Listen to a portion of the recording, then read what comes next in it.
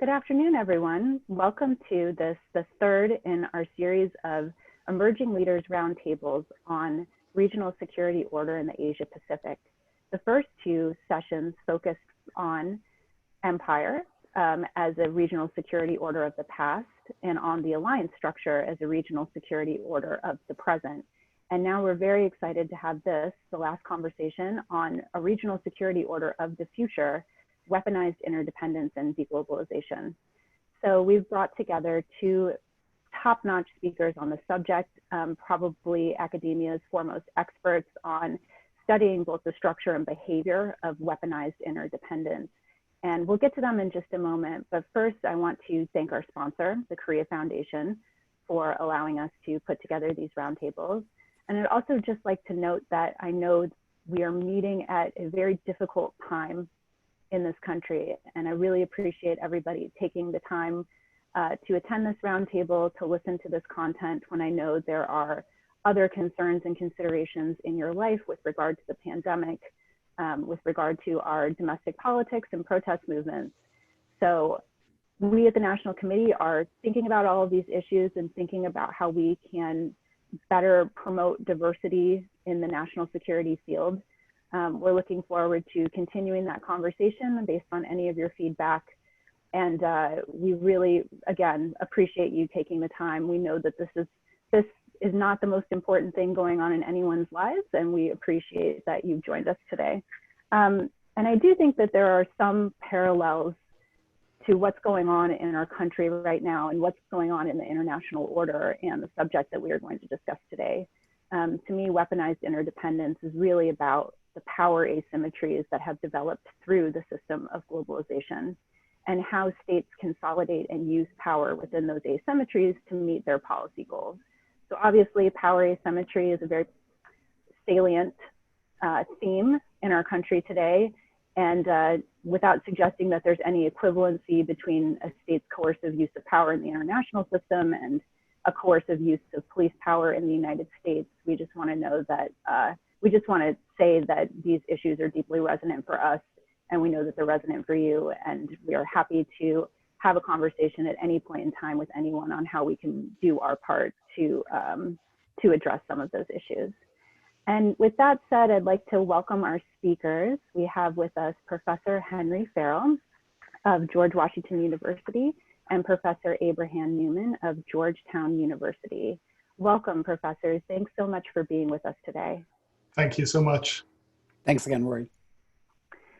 So I think that we've distributed their bios, but just as a quick overview, you should know that Professor Farrell and Professor Newman have been working on the issue of weaponized interdependence for some time, published a seminal article on this last summer, and have recently published an article called The Folly of Decoupling from China, which addressed some of the cost of weaponized interdependence.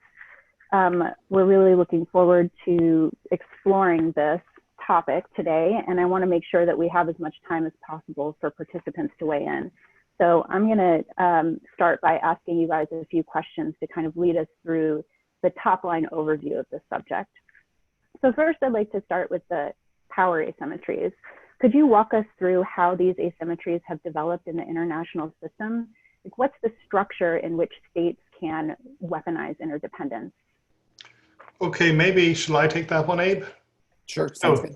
Okay, well, just to build maybe on what Rory said at the beginning, while there isn't any real deep analogy you can draw between what is happening over the last few weeks and what is happening in the international system, both, I think, show places where we have effectively, we've had all of these illusions about how everything was peaceful and great and wonderful, like in the old Lego song, the Lego movie song, everything is awesome. But in fact, there were big changes happening beneath the surface, and these changes had to do with power asymmetry. So if you look at the standard arguments about globalization that people like Thomas Friedman used to offer us until very recently, this was a story in which we saw a move away from geopolitics, a move towards a world of networks like financial networks, business networks, production networks, networks like the internet, And all of those were supposed to bind us together and also to try and take some of the power politics out of the international order so that instead we would have a kind of global marketplace where everybody could compete on a more or less level playing field. The world is flat, as Friedman said. What we're beginning to realize, I think over the last year or two in particular, is that that is not the world in which we lived in. And this is what inspired Abe and I to start thinking about weaponized interdependence, was looking at how these networks had embedded within themselves these power asymmetries. So when we think about networks, we tend to often think about networks in the way that we think about the internet. Like these are these networks which are self-healing, where there's any disruption to them, that they can automatically route around that disruption. And we think about them as being these open-ended and decentralized networks. But in fact, none of these networks, the internet included, are decentralized in these kinds of ways. Instead, networks over time, many of these key networks, grew in ways which were hugely asymmetrical, so that some nodes in the network came to play central roles, came to be, in a certain sense, choke points in this global infrastructure. And here, one very good example of this is the SWIFT financial messaging service, which is something that people really didn't pay much attention to, except for the people in the expert community, until relatively recently. This is the service that allows you to effectively make bank transfers both nationally and internationally, allows one bank to know where the other, where the money is coming from and who to distribute it to. And so this turns out to be a network which created an extraordinary degree of centralization in the global financial system. And once the United States realized that the SWIFT network and also the dollar clearing system, which is another crucial part of the global financial network, once they realized that these played an important role, they could begin to weaponize them by, first of all, acting against states such as North Korea, and then acting together with European allies to cut Iran out of the entire financial system, the global financial system, in the lead up to the JCPOA. And now more recently, of course, during the Trump administration, we have seen efforts to try and do this on a unilateral basis. And the point is that none of this would be possible if you didn't have this centralized network. And if this centralized network didn't offer jurisdictional chokeholds to the United States that it could then use in order to effectively use its control of SWIFT to help to shape the access of Iran and other states to the global financial network as a whole. And this is where, in effect, these asymmetries of power come from and how they work. Well, thank you so much for that. I think that what I'm picking up from your answer is that the networks that have developed, and particularly a state's central place in one of the networks, effectively allows it to extend its jurisdiction beyond its national borders. And I'd love to hear any more examples you guys have about the behavior of how states use these networks. So what are some of the common modes of behavior? You've discussed the US using the international financial system to try to achieve, I would say, foreign policy and security goals with regard to Iran. What other kind of examples would you bring to bear on so that we can kind of comprehensively understand how states use these networks? Sure. Thanks, Rory. So I think in the article, we talk about two particular mechanisms that states use when they enjoy this special position over a private actor network.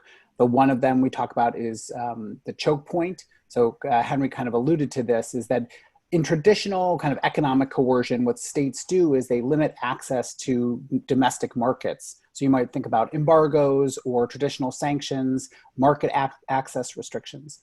But what we're trying to identify is how states can then use the network itself as the thing that they're controlling access to.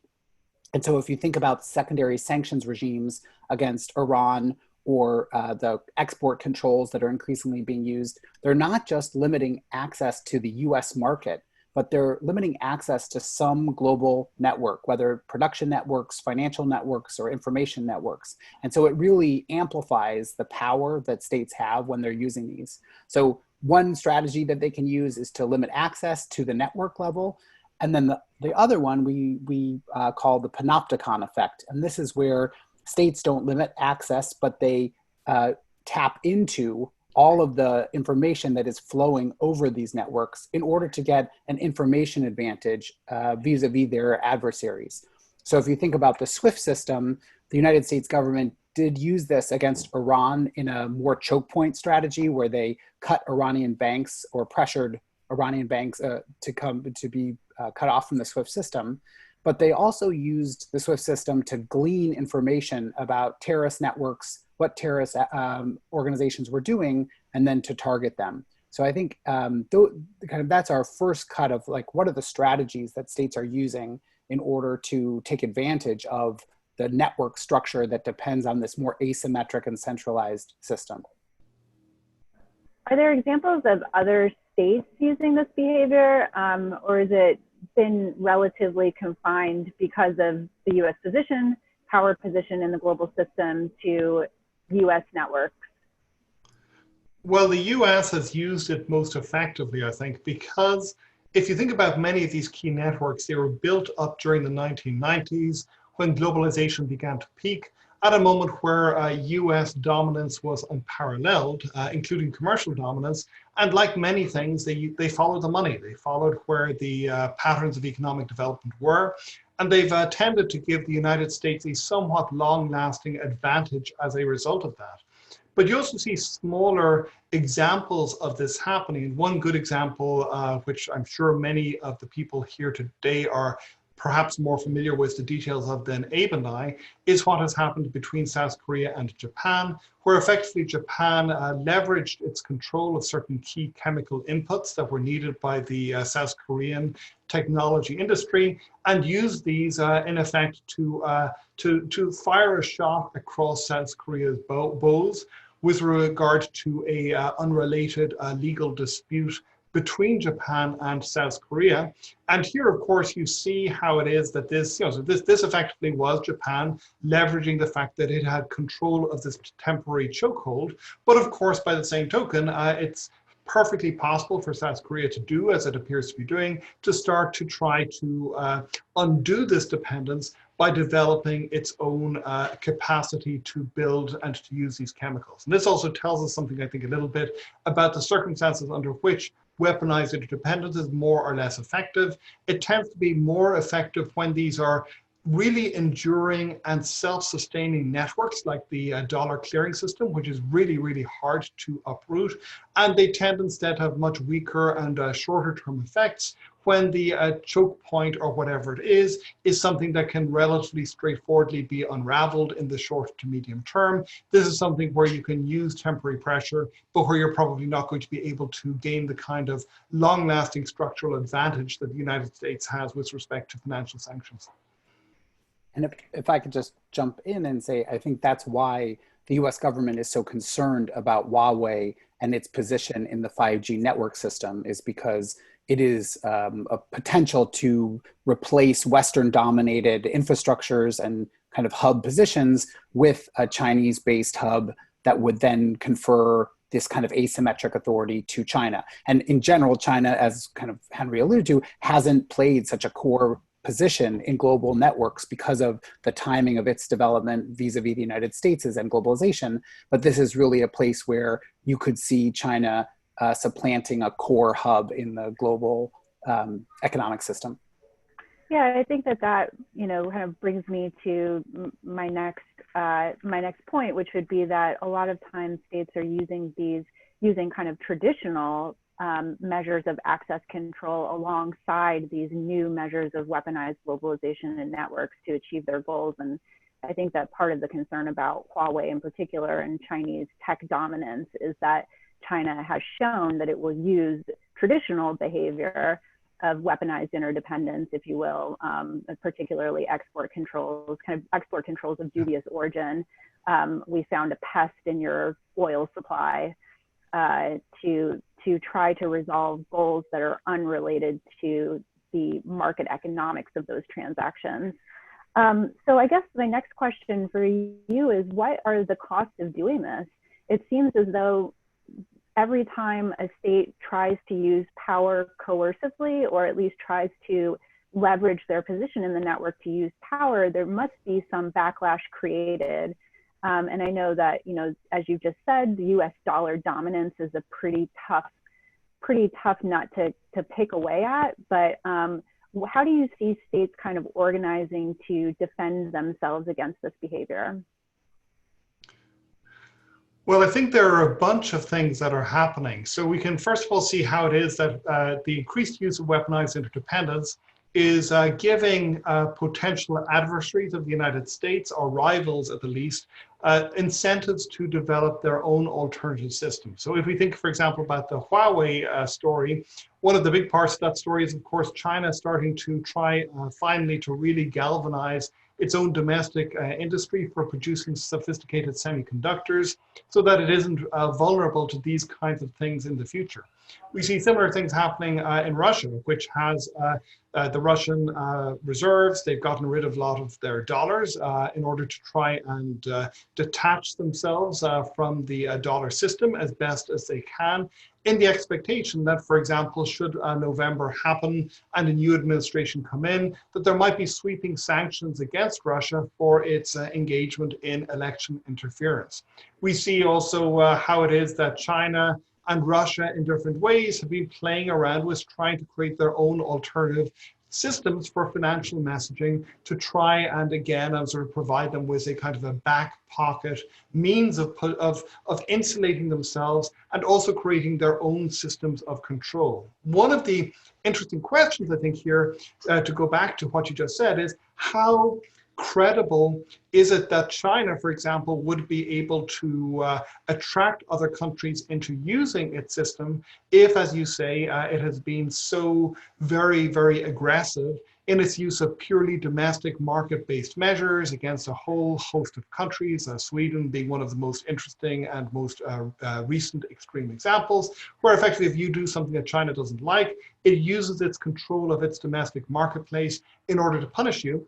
And so then the question, there are two questions I think that come from that. First is, does this mean that they will have greater difficulty in attracting other countries who will fear that they will just be exposing themselves to future Chinese dominance? But then secondly, if you think about the United States in the mirror, to what extent is this going to damage the United States over the longer term? Because US allies, for example, are getting increasingly unhappy against the US use of sanctions. And the US decision yesterday to formally create sanctions authority against the International Criminal Court, that's a very serious step, which is going to have very significant repercussions for many US allies who are part of the ICC and see the ICC as being part of the multilateral system of law that they want to create. So then I think the longer term question is, we're in a sense, we're running a real life experiment to see how much these factors of dollar supremacy, how vulnerable they are to over behavior by the United States, over aggressive behavior. We're going to find out, and it could be that that dollar supremacy continues as it seems to be doing at the moment. It could be that it starts getting nibbled away at. And one of the problems we have is that we don't have very, very clear intellectual tools for thinking about this, which again is one of the reasons that Abe and I started to get so interested in this area a couple of years ago.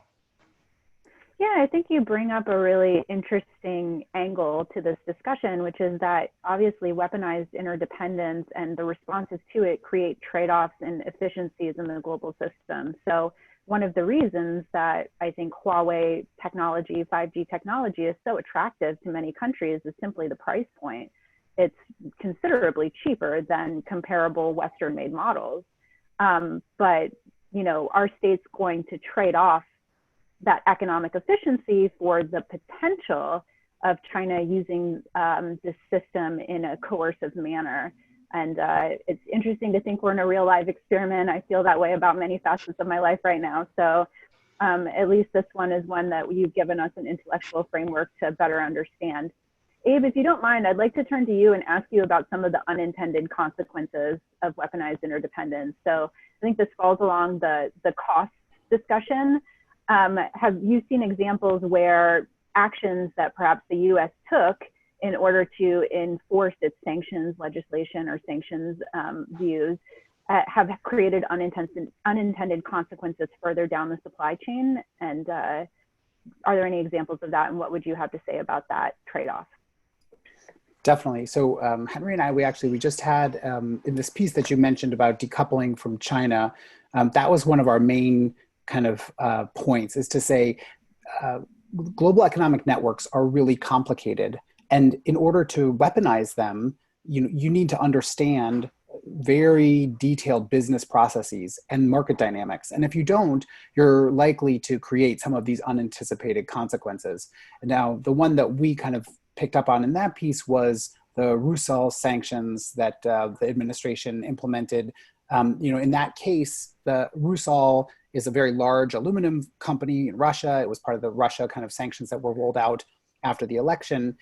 But the OFAC didn't realize when they implemented those sanctions that Rusal owns an affiliate that makes a very specialized kind of aluminum product that goes into high-end car manufacturers. And because the start is like, oh, aluminum's a commodity. Who cares about aluminum? We could just switch to another aluminum producer. Go to the Australian aluminum guy. But because of that affiliate and this kind of very particular form of aluminum, that it was going to basically freeze the European auto manufacturers. And so that's kind of one example where when you start toying around with these supply chains, and if you don't look very carefully, you could have a lot of these unanticipated consequences. And that's why in that article, we kind of make the argument that the federal government and governments across the world really need to up their game when it comes to understanding global economic networks.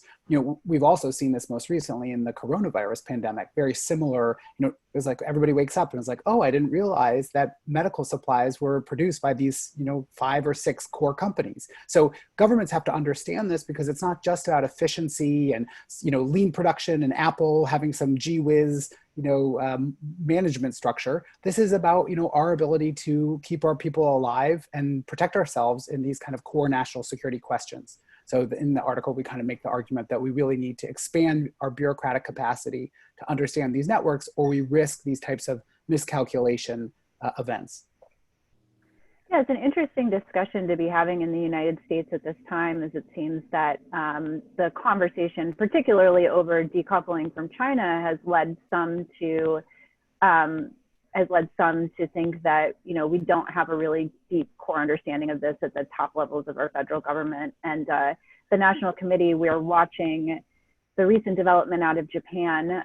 Japan has recently stood up an economic security unit within its National Security Secretariat. And that might perhaps be a model for the US to follow as well, to have somebody, cabinet level reporting directly to the president on some of these supply chain issues. And I'd say also supply chain issues, not just related to state coercion, but also related to the unique situations in which we may find ourselves, including future pandemics. I'm going to ask one more question and then open it up for participants to get in on this discussion. So please feel free at any point to raise your hand and get into this queue.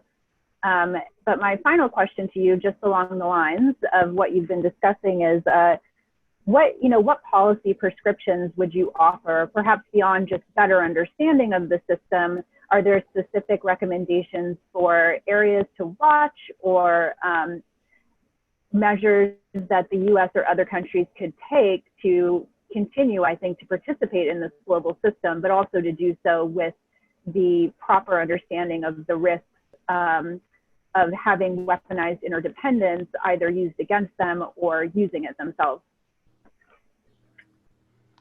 Definitely. So I think Henry and I think about this as very similar to the 1945 to 49 moment, where people really weren't sure what strategic environment they were living in. You have the emergence of the kind of bipolar world and also nuclear weapons. And so right now, it's not so much a case of independence of these two great powers, but it's really interdependence. The US and China are extremely interdependent, but there are these new weapons in the world, these weaponized interdependence tools. And so at least right now, we kind of think of US government as maybe playing fast and loose with those tools. And that's where we see these risks, the downside costs, and kind of the potential for miscalculation or escalation. And so what we're advocating is really that we need to have a strategic language for these tools, just like nuclear scientists and political scientists got together in that 45 to 49 moment and came up with ideas like mutually assured destruction or thinking about no first use. We need to have a similar set of tools and language. Rules of the road is kind of how Henry and I think about it, of how we should and shouldn't use these weapons. So, the number one for us is that you should be very, limited in your application of these tools against other great powers. And that is something that we see is quickly we're losing hold of. So if you think about the first applications of these tools, they were against rogue states, Iran, North Korea, or terrorists. It was easy to get the world community to accept this type of coercion. But as we apply these tools to core states, whether it's Russia, China, potentially the European Union, the ICC, this then changes the legitimacy question of whether we should allow these tools to happen. So Henry and I have a bunch of kind of other ideas of other rules of the road, and we're happy to share them. But I think moving in that direction of having a language that policymakers can use to think about, what are the risks? Not every action, not every use of weaponized interdependence is as likely to cause escalation. And so we need to think through where we should put the brakes on and where we might think of it, is this a riskier or has potentially larger downsides? Yeah, I think that, at the National Committee, we've been trying to do some work on this subject of trying to bring together the business community or the academic community or the nonprofit community to talk about coercive use of state power, but it's been incredibly difficult to have that conversation, particularly with the business community, because of the competitive nature of their business. They're often competing against each other and don't want to develop these balance the power strategies against asymmetric leverage that you might see in traditional international relations and balance of power discourse. So that's been a challenge we've been thinking about a lot without a ton of success, but we're happy to continue that conversation as well. I see that we have one question so far in the queue. I encourage you to go ahead and get your hands up if you have any other questions. I'm going to diverge from our typical policy of reserving time for emerging leaders to allow the chairman of our board and former Undersecretary of the Treasury, Jeffrey Schaefer, to ask a question, which I'm sure will be very relevant to this topic. Jeff? Oh, sorry, Jeff. You should now be unmuted. Okay, can you hear me? Yes. Okay. This has been a very interesting discussion. It brings some structure into something that, in fact, in some ways has been going on for a long time. You talked a lot about the global financial payment system and how that is a core kind of asymmetrical power for the U.S. And that goes way back. In 1979, following the Iranian hostage, taking of American hostages, the U.S. Froze all Iranian assets that they could reach, not just in U.S. banks, but around the world, and blocked their access to the payment system. And I, at the time, was a staff member at the Fed and wrote a paper overnight saying, this is going to be a disaster. It's going to be the end of the payment system. People will see this risk and invent a system that insulates them from it. And we're now, more than 40 years on for that. And the US has continued to use the system against a number of parties. And yet nothing really very serious has taken place to try to neutralize that. And I'm wondering, why is it? Technologically, it wouldn't be that difficult, but why politically and just in terms of inertia, there's not more of a drive on the part of people to develop a payment system that would insulate people from this use of U.S. power? Well, let me jump in on that. It's a really good question. Just to build on something that you kind of hinted at there, is that one of the things that we have been doing in our work is trying to catch up the international relations community with all of this stuff that has been happening practically with some policy debates over the last few decades. And as you say, bring a little bit of structure, but also there's a little bit of a wake up and smell the coffee, because these are, we don't have good theories of how this stuff works. And one of the, I think the really interesting questions or problems is that one of the reasons why we don't have good answers is we don't have a very, very good sense, either from political scientists like Abe and I, or from economists, of what the real relationship is between the role of the dollar in reserves, and all of these swap lines that we see people rushing to whenever there is a financial crisis, and the role of the dollar as a means of exchange. So, I think one of the, so this is why I think it's an open question. I think the short version of this is that Abe and I we would very much agree with the standard line that it's extremely hard to directly politically challenge the role of the dollar in the global financial system, that it's very, very hard for people to directly challenge it. But then the interesting question is, and this is, I think, not something that we would say is by any means definitely happening, but is a more plausible route of things changing, is in payment systems. So you might see, rather than a big challenge happening, instead see mice sort of gnawing away at the foundations of the system, until suddenly you realize that these foundations are much, much less solid than you saw in the past, and the entire system starts to crumble. So that is a more plausible way of thinking about it. Or else, even more plausibly again, you might end up in an intermediate situation where you have still the central circuits of finance depending upon this crucial set of political relationships in which the United States remains predominant, but you also see a considerably greater willingness on the part of actors to start to actively insulate themselves. And here, there was Jack Lew had a piece which he wrote a couple, he's been talking about this quite a lot over the last year or two, as I'm sure you have seen, where he suggests that there are people who are trying to figure out ways around the central role of the United States in the global financial system. If you want to be optimistic, you can say that, as you say, people have been trying this for decades and not very much has happened. If you want to be pessimistic, you could say that we have never had a Trump administration before, and the ways in which these tools have been used, one of the most terrifying moments for me was when in the middle of that Turkey crisis in Syria, you suddenly see Donald Trump has clearly been briefed by somebody, and he has a new toy in his playpen.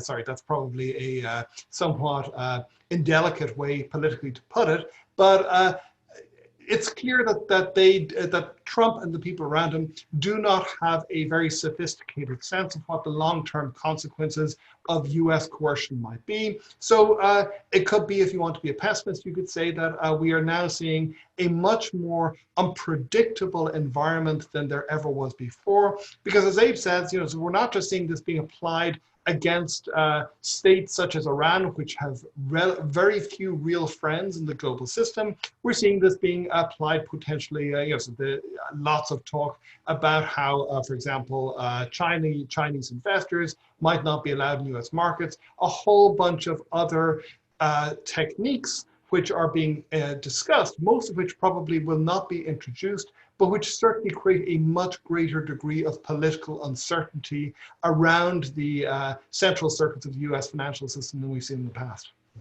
But we would very much defer to your wisdom on this, because obviously you have been in the belly of the beast in a way that neither Abe or I have been. But it's something I've been wrong about. Well, I just give you also another angle on kind of an argument that we make in the paper is about, you often come to these international games with a set of political institutions that were not created for those international games. And so when you think about the potential competitors to the US dollar and the payment system, the euro is the most likely competitor, but they have really not wanted to create the institutions that would allow them to be this kind of competitor because of internal political struggles. So the entire conversation about euro bonds and having a centralized, really financial fiscal capacity, they, on the one hand, yeah, they'd like to compete against the US dollar, but actually they have much larger domestic political pressures that trump any kind of international gain. And you see that too with the renminbi, where, their real struggle is how to prevent inflation from happening from all of their trade relations. And so, to get these kinds of alternatives to the US dollar would require floating the renminbi and all these things that would have huge domestic ramifications. And so in many cases, you see domestic consequences playing out and undermining any kind of competition with US dollar. And I would just, of course, Brexit and the Hong Kong protests are two great examples of where the two main alternative hubs in the global international system are shooting themselves in the foot, even though everybody recognizes that Trump is strangling them with the U.S. Financial system. But it's these internal political issues are just much more important and salient for those domestic systems than this global question of how should we hedge against pressure from the U.S. Well, thank you guys so much for that. We're going to move on to Graham Jenkins. Graham, you are officially unmuted. Thanks, and thank you guys for this excellent talk. I've been following your work for a while, and it's really fascinating. So the U.S. focus when it looks at like countering foreign economic coercion seems to be really on a lot of bilateral things like technology transfer and that sort of stuff, industrial espionage. But it seems like if there's a way for other countries, in particular more great powers who have sort of the weight for this, things like the standardization game looks like the best way for them to achieve some measure of success and some degree of displacing the U.S. as that dominant power. And so I'm wondering if you see that lack of focus on standardization on the part of the U.S. and its emphasis by China as being a means to sidestep some of these issues without having to challenge the existence of SWIFT per se, if you can just change the standards altogether, if that makes sense. That does make sense. So what I would say very quickly, Abe likely has a lot more to say about this, is that you can think about this as an area where the United States is comparatively disadvantaged because so many of its standard associations are they're run by private sector, and they face all of the problems that Rory mentioned, which is that the private sector is not focused upon strategic dominance in these kinds of ways. So we see, for example, how, as you mentioned, China has begun to wake up a lot to the power that it can achieve through standards, and we see a lot of that happening in the debate that is happening at the moment in at the International Telecommunications Union, where it is trying to create this new set of internet protocol standards, which would allow for a much greater degree of centralization, which would obviously be in the interests of China, and where the United States has not been particularly effective in pushing back.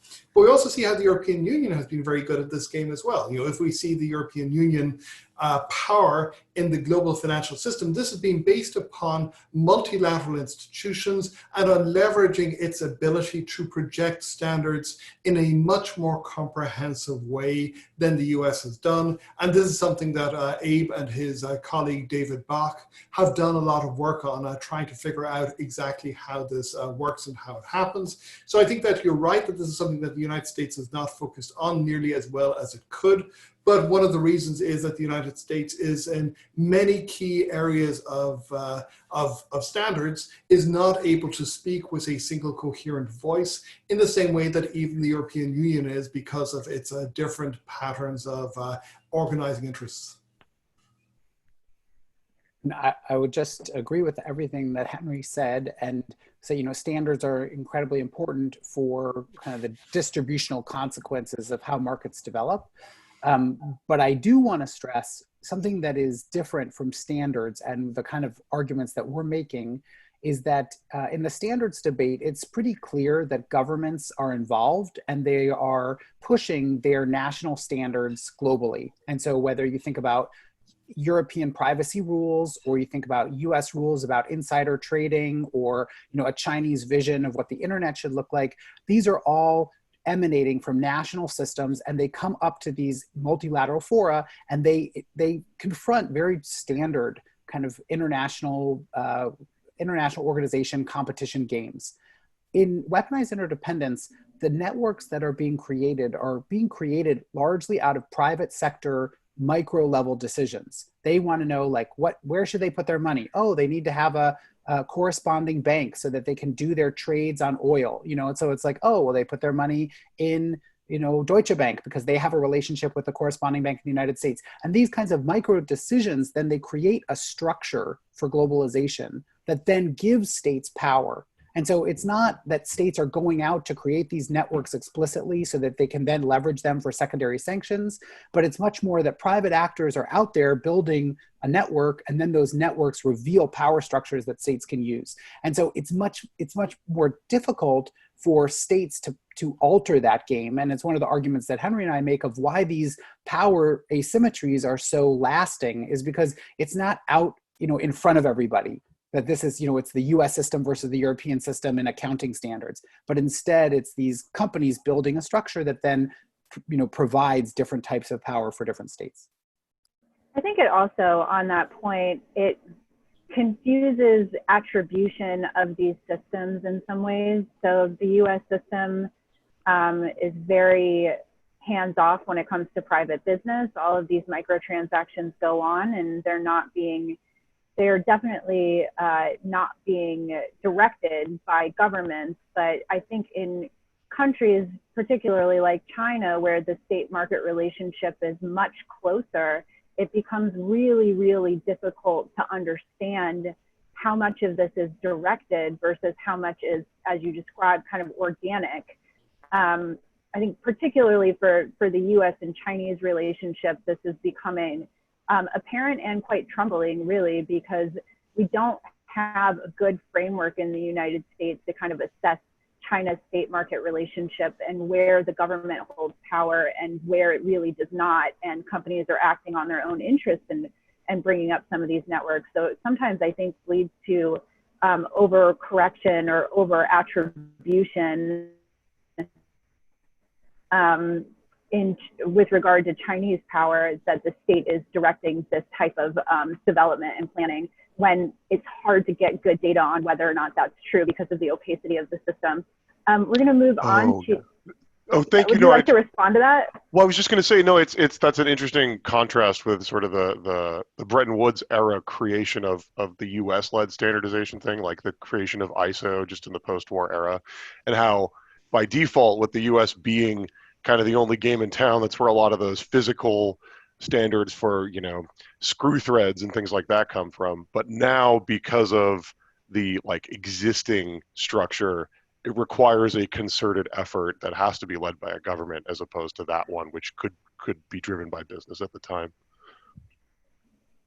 Great, thank you so much. We're going to move on to Darcy. Darcy, I'm unmuting you. Okay, great. You can hear me? Yes. Okay. Thank you for your remarks. My name is Darcy Drought. I'm a PhD candidate at Johns Hopkins, just up the way from you all. I regret that I hadn't read your paper before. I just downloaded it, was trying to skim it over a bit, and I'm sure you get some of these questions in it, but I have two related questions. One's a bit more on the IR theory side of things, and then the other one is a bit more theoretical, but with some policy implications. I like this idea of using the network approach to kind of help understand or disentangle these notions that we have that globalization is somehow about diffusing power or about integrating the international system, that it actually has some unintended consequences like you outlined.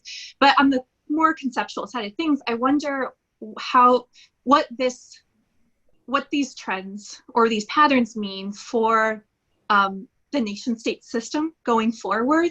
Particularly when we talk about global hierarchies, how do these smaller actors or these non-state actors weaponizing these networks, what does that have to say about the Bretton Woods international system that a lot of the IR scholarship kind of is benchmarking?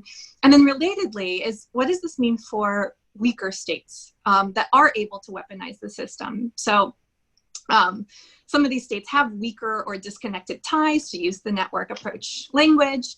But we've seen, like the case of our specialism in the Korean Peninsula, North Korea has been able to unilaterally take steps to force changes to bilateral relations, to disrupt international structures, at least in the region. And so I wonder what this means for the international system Yeah.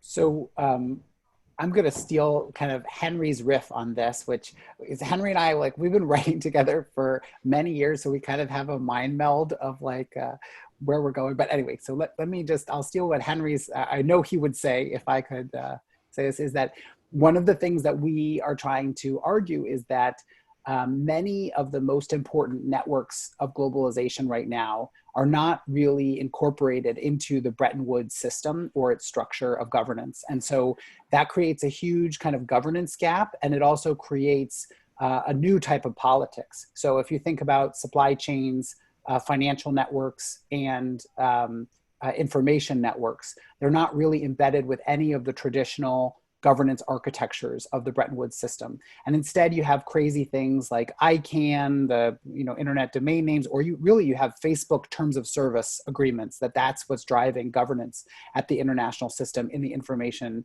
ecology. And so that creates a different type of politics, and it is often one that is driven by unilateral positioning by states that are using extraterritorial authority to then influence these awkward, weird private actor, sometimes semi-governance structures that exist.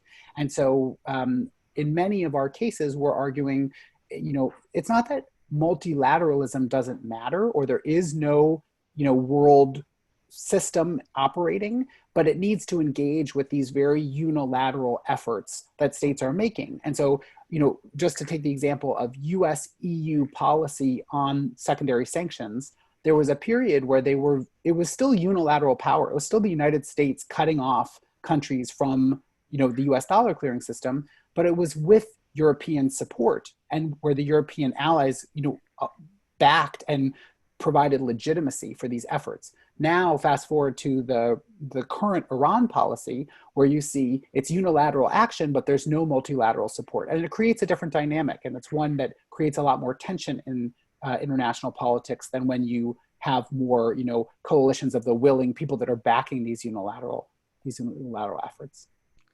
Just to build on that, and I should also say that I'm likely coming to Hopkins in the next couple of months. I'm in the middle of an institutional transition at the moment. But the other thing to think about here is that the kinds of phenomena that Abe has just described have been becoming more and more prevalent, to the extent that they are becoming a system in and of themselves. So we have thought, for example, if you think about Bretton Woods, if you think about the way in which Bretton Woods has moved to be more and more a regime around trade and a certain kind of openness, over the last couple of years, we've seen exception piled upon exception, piled upon exception, to the point where the exceptions are now becoming the rules. And so then the interesting question, I think, politically, is to ask, what the hell kind of system are we likely to see emerging from this? And will this be a system at all? Will this be the kind of the dog-eat-dog kind of world that you were suggesting might be one possibility, in which weaker states, there's stuff that they can do, but they are also going to have their options limited? Or is there some potential to try and move towards a new kind of mode of multilateralism? And Abe and I have a piece that is coming out in the next issue of Foreign Policy, which talks to this in the wake of coronavirus, and how it is that the kinds of the weaknesses that have been exposed both by weaponized interdependence and by the coronavirus shock to supply chains suggest that the standard model of globalization that we have doesn't really work, and suggests ways in which we can try to build towards something new, because the alternatives, the existing multilateral system is clearly not working. Its hidden flaws are becoming all too apparent, and we need to figure out the basis for a new form of multilateralism, because the alternatives are pretty damn grim. Well, on that happy note, I think I would also add that when it comes to weaker states in the system, they're often weaker because they have more incentives to buy into the existing international system. So thinking particularly in terms of East Asia, a lot of the calls for continuing and deepening globalization are coming from countries that are still in lower levels of development in Southeast Asia, where it seems as though in Northeast Asia, many of the most developed countries are starting to kind of hedge against some of these asymmetries in the system. So that's another, I think, angle and area to look out for, again, on the trade-offs between efficiency and leverage. And again, with the idea that private business may be the driver of some of these trends as it seeks to kind of arbitrage labor costs in Southeast Asia and other places. Let's move on to Jonathan Crystal. Johnny, you are unmuted. Hi, nice to see everybody, and thank you guys for doing this just by chance. I'm actually teaching your work in a summer class next week, so this is extremely well timed. But in keeping with you know, the end of what you said before and my personal brand of pessimism, I was wondering if you could maybe give what you think is a worst case scenario of escalation in terms of what you're talking about, interdependence, that doesn't go necessarily into kinetic force, but if it stays purely in the sort of economic and supply chain arena vis-a-vis US and China. And then just if you could also maybe give a comment about Instex, which I don't think you've mentioned directly yet, and if you, what the future of that might be. Well, maybe I'll just start and say, you know, the worst case scenarios for the United States are the longer term consequences of the responses by states. And so, you know, for the United States, it would be a Huawei that completely dominates the 5G system and, you know, excludes US surveillance capacity from that system. So I think that is not going to happen overnight, but it is something that you could imagine in a, you know, 10 to 15 year time frame. I think you could also imagine similar kinds of things in supply chain networks, like Henry mentioned, where the Chinese government invests heavily in the next generation of semiconductor chips. The United States increasingly, you know, follows a decentralized strategy in which they, you know, defer to the Taiwanese production systems, and then over time, you know, our technological edge gets degraded. So there are different places in these kind of core networks where you could imagine the U.S. losing its control over these hub positions. Now, this all assumes that our goal is to maintain U.S. dominance over these hub positions. Maybe people will say, who cares? You know, it's like the U.S. isn't that great anyway, and we should just let, you know, Europe and China ride the, you know, into the future. But I think if you're concerned about these things, then it is these medium to longer term issues. And then just to come to Instex, you know, I think the system that the Europeans created to facilitate trade with Iran in the face of the U.S. reimposing sanctions as part of the withdrawal of the JCPOA. And this system, it's in and of itself, it's not that important. It's because the Iranian economy is very small, and so it doesn't really mean very much in and of itself. But why we think it's important is that it is an experiment for the Europeans in order to learn how to circumvent US sanctions policy. And so what it does is it creates the institutional capacity for them to understand how an OFAC-like comparable institution would run. And then when, let's say, a Biden administration is elected and that administration goes hard after Russia, and the economic consequences for Europe are much bigger than the Iranian case, that then Europe then has the tools from Instex in order to expand that kind of an operation into a more resistance or organized structure against US secondary sanctions. And so that's why I think we think in terms of these like experiments that are happening across the globe and how they can chip away at US power, maybe not overnight, but over a kind of a mid to longer term horizon. There is another different worst case scenario, which comes from a person, somebody else who I've worked with, Bruce Schneier, who's a technologist. If you want a pessimistic account, read his book, Click Here to Kill Everyone, which is on the fundamental weaknesses of the Internet of Things, which more or less is what you get when you get these devices being designed to be connected 24/7, but they're designed to a lowest common denominator. How can we make this as cheaply as possible in an unregulated environment? And then think about how that kind of approach to building the things of our everyday life, the things that we use to make other things, how that combines with a world in which there's intense desire on the part of a variety of different parties to exploit whatever vulnerabilities there are. And then we see the kinds of security spiral phenomena kick in, where you did this to us, or somebody who seems to be associated with you vaguely in some way did this to us, therefore we are going to do that to you. And you could see a world in which a lot of the assumptions that we make about what works and how things are relatively predictable suddenly becomes much less so. And as Abe put it, if we think about Instex, it's not important in and of itself, but we describe it in an earlier article as it's basically a put option on American hegemony. And when you start building up bureaucratic expertise, when you start building up bureaucratic actors who have an incentive to push for their continued existence, push for more funds, push for more whatever, in a world where suddenly security and economics have become mixed together in unexpected ways, you are pushing for other countries to start building up their own bureaucratic economic security apparatus in a way that Rory referred to earlier when she talked about the way that Japan is doing this. And sometimes those institutions, their interests are going to align with those of the United States. Sometimes they're going to push against them. And this is going to be a very, very different set of calculations for the United States than it has been over the last 10 to 15 years, where it has more or less, it has been able to assume that it faces passive resistance at the most when it engages in one or another unilateral action. When other actors are geared up to start thinking more systematically about this and doing more systematic stuff, then the United States is going to face far, far more complicated calculations when it seeks to do things which might impinge in negative ways upon the interests of other powerful countries, including its own allies.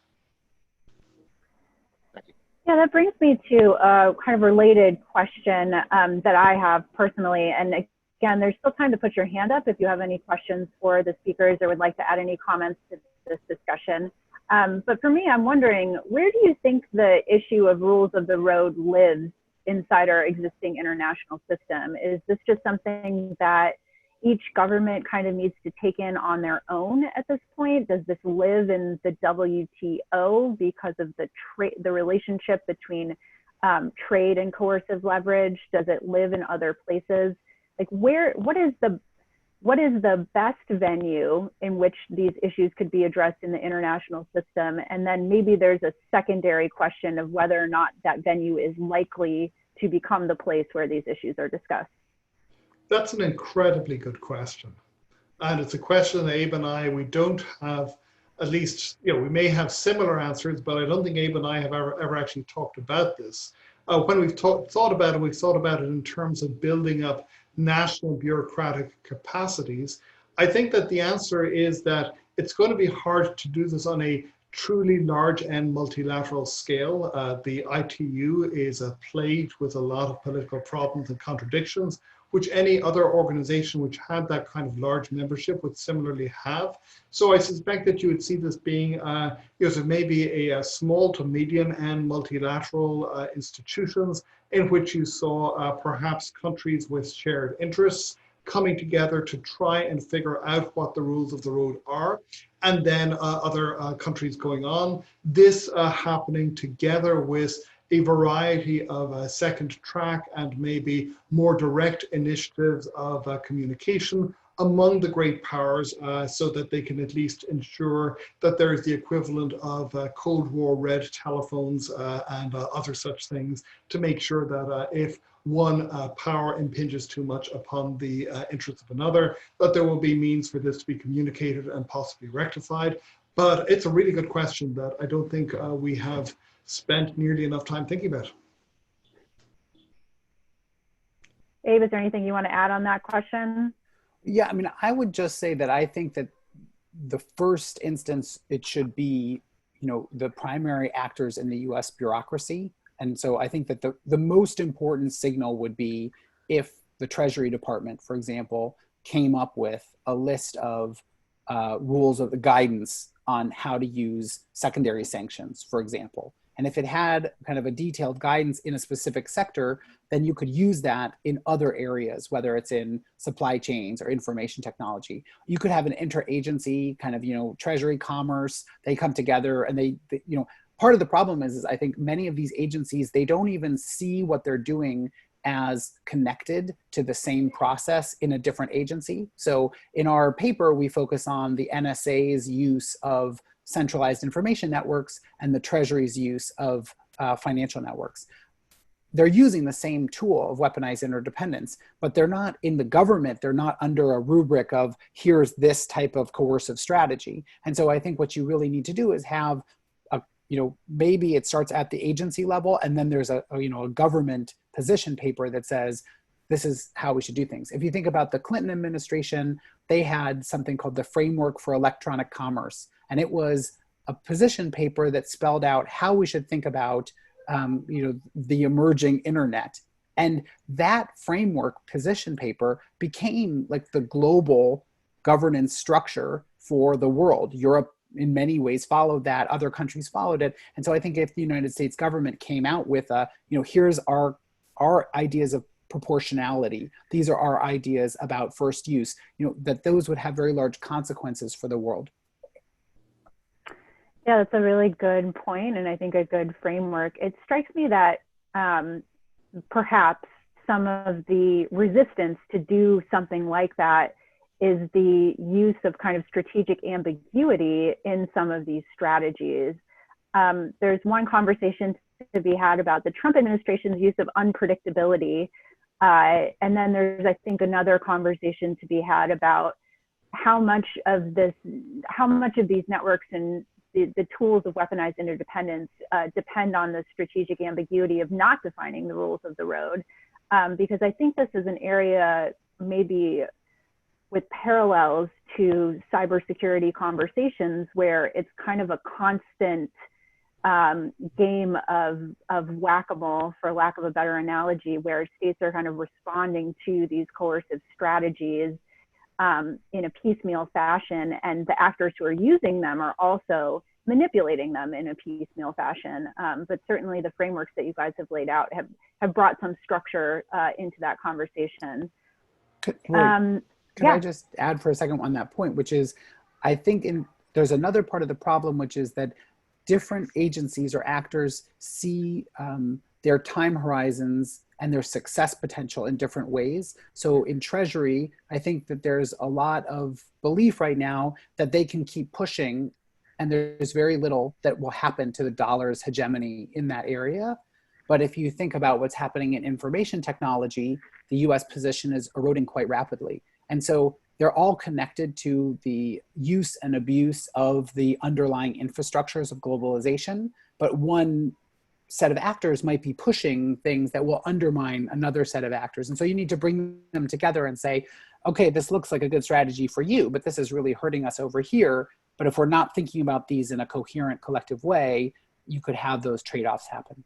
The other thing I would add to that is that if we look at the analogy to cyber, so the standard reason why the US, at least the rationale that has been offered is why the US isn't interested in agreements in cyber, is because cyber, it's offense dominant on the one hand, and also because it's really difficult to attribute, or at least it used to be difficult to attribute cyber attacks to the attacker who was engaged in doing them.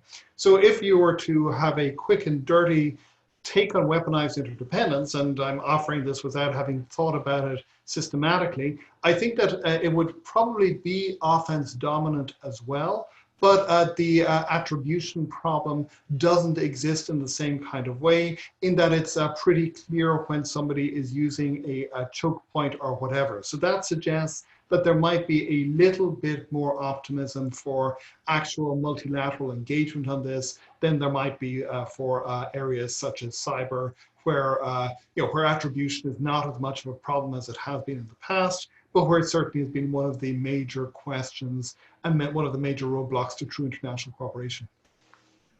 Yeah, I think there's maybe a related angle to this as well, which is that the ability to weaponize interdependence is changing in some ways, I think, people's perceptions of national interest in the international system. I'm thinking particularly in this case to kind of tie this back to East Asia. And again, if any participants have a question that they want to ask, I see one hand just popped up. So let me ask my question quickly and then I'll get to you, Craig. But for example, Taiwan, you mentioned semiconductor technologies as an area that, you know, the US wants to be particularly protective of. But of course, Taiwan, in addition to being a, you know, I think a really 21st century economy in many ways, is also under this kind of constant existential threat from China. And it's been difficult for the US, I believe, to articulate in really clear terms its interest in Taiwan, you know, separate from strategic relationships with China. So I guess I'm wondering for entities in this system who are not seen as countries, who maybe have restrictions on their abilities to enter into trade agreements or agreements with other countries at all, you know, are there any areas of recourse for those countries to kind of address some of these big systemic problems? Or does this just live at the state level and that's the only place it can be addressed? Maybe you could see a revival of the WTO, and then of course there are a couple of interesting cases. The recent Ukraine case, you know, so on the circumstances under which there is a security derogation. So it could be that some kind of revamped WTO rules might give some degree of succor to smaller countries who are disadvantaged.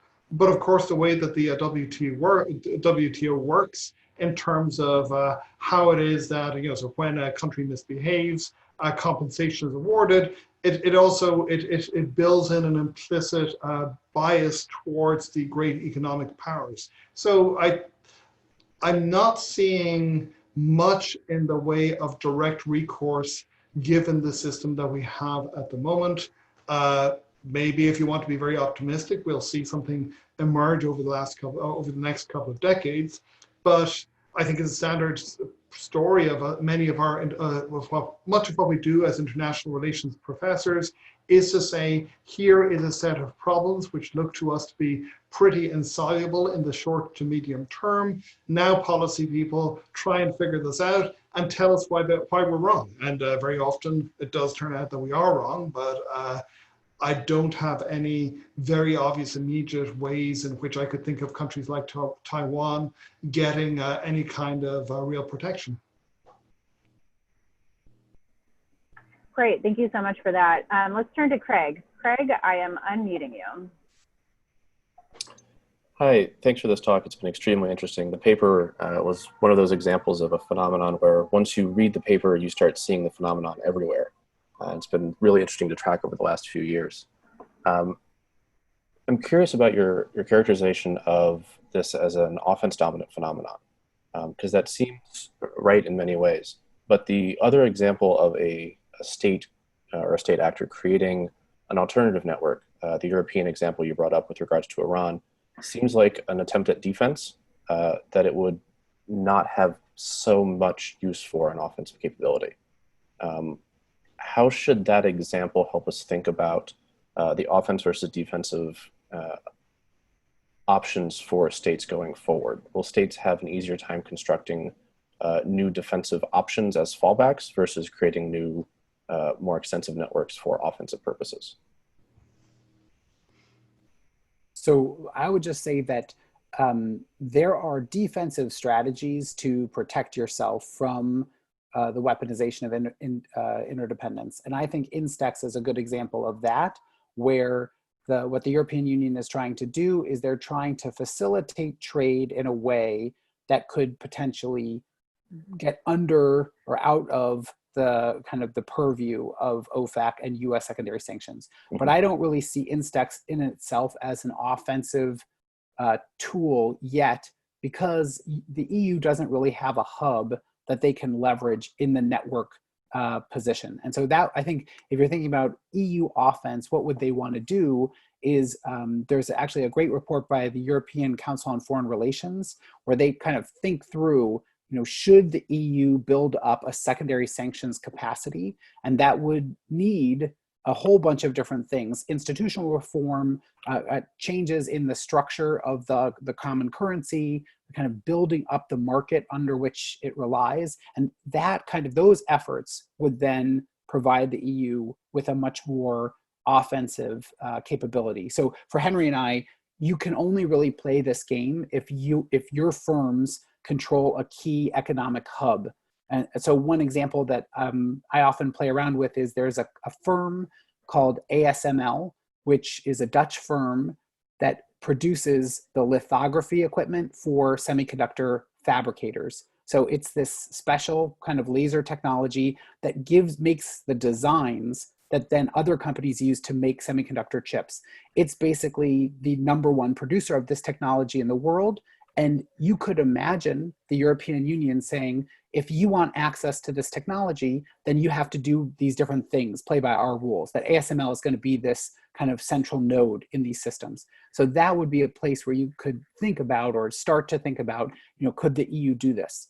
They could also do this by leveraging their internal market.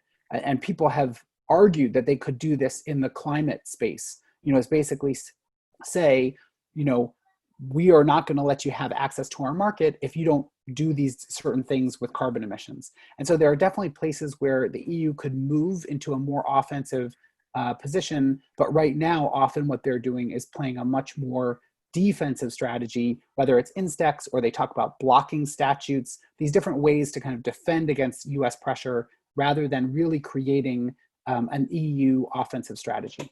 So just to build on what Abe says, the market strategy thing is the more obvious thing that the EU could do without major changes to its existing structure. So if you read the European Council on Foreign Relations piece, which is by Elie Garamaya and by a guy called Rapnouil, who is the equivalent of France's head of policy planning in the Department of State.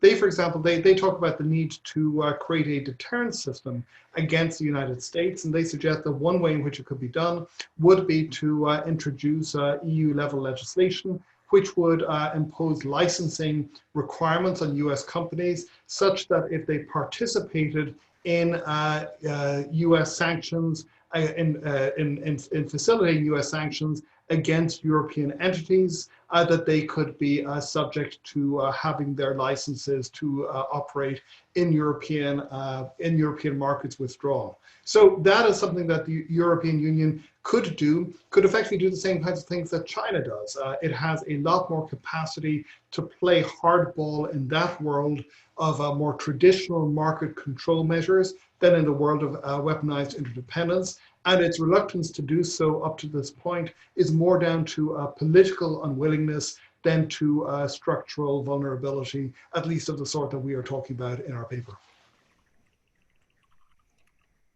Great, thank you guys for that. We had a question, a raised hand over chat. So Ethan Kramer-Flood, I'm unmuting you. Please go ahead. Thanks, Rory. Thanks, everyone. First of all, this is great. I really appreciate it. This has been extremely interesting and some ideas that I hadn't thought much about. And to that, first of all, I'm Ethan. I'm a senior fellow on China at the Conference Board, and I write about China business and market stories for Business Insider Intelligence. So I had an idea that came into my head that's a little bit actually positive, just to change things up.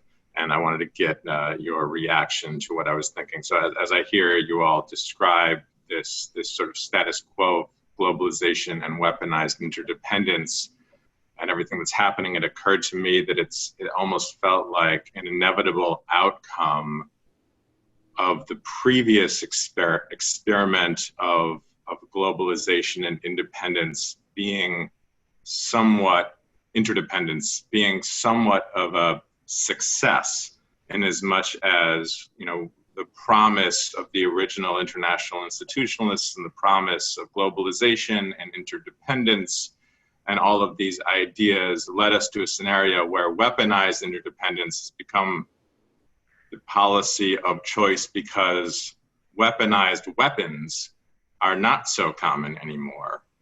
And yet we still live in an international environment characterized by competition, and states are insecure, et cetera, et cetera. but many states just don't find the idea of hot conflict that attractive or affordable anymore. We're not using regular weapons, but there still needs we still live in a anarchic world, and so now we have weaponized interdependence, and maybe that ultimately is a step forward compared to what it could have been. Just a thought. Yeah, I mean, I think so the question, I think, is weaponized interdependence, is it better than real weaponization? Like, are we happy that this is the playing field or the battle space rather than we're invading people? And I think that is a very important point. And there's this long literature of like, does interdependence lead to war, or does it not lead to war? And a lot of back and forth is like, yeah, it does. And I think it's an important point. I think what Henry and I want to push back on is there was, I think, what we would kind of call like a neoliberal delusion that interdependence had led to a system of win-wins where free trade kind of expanded the pie and everybody benefited from that. And it really underpinned the idea of constructive engagement, which was our main foreign policy towards China, and the idea that if we just kept opening up, that everybody would open up.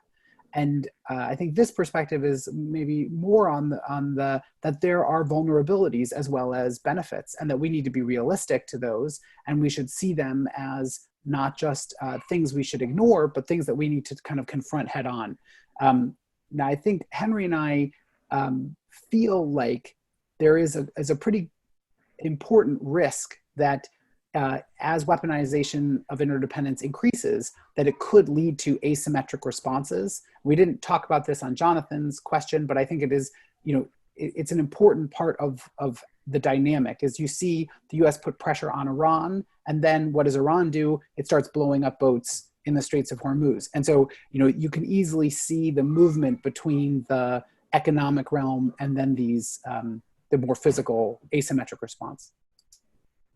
Yeah, and I would also say on that point that at the National Committee, the reason that we are looking at economic security is not just because of our personal interest in the subject, but because we are seeing this escalation chain develop in which states are using coercive economic strategies in disputes that are related to political and security questions. And certainly, I think as states begin to define their national interests in terms of economic resiliency, there may be a greater potential for some of these, what we would maybe consider in international relations, gray zone activities in the economic realm to bleed over into the security realm and to actually precipitate some security related actions.